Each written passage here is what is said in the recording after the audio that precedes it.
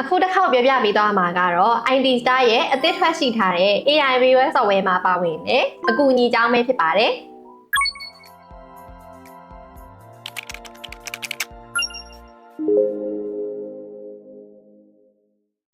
အကူအညီဆိုတာကတော့ AI Viewer Software ရဲ့အသုံးပြုနည်းတွေကိုစာဖြင့်ဖြစ်စေ pointer ထောက်ပြီးတော့ဖြစ်စေရှင်းပြပေးထားတာပဲဖြစ်ပါတယ်။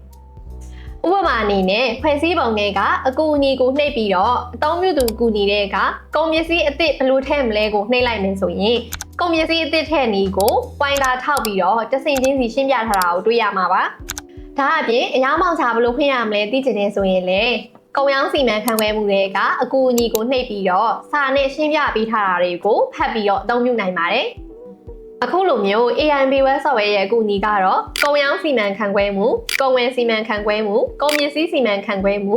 ငွေကြေးစီမံခန့်ခွဲမှုနဲ့ဖွဲ့စည်းပုံတို့မှာပါဝင်တာပဲဖြစ်ပါတယ်။ဒီလိုအကူအညီပါဝင်တာကြောင့် software အသုံးမပြုတတ်မှာကိုစိတ်ပူစရာမလိုပဲလူကြီးမင်းတို့ဖုန်းတွေက browser တစ်ခုခုမှာ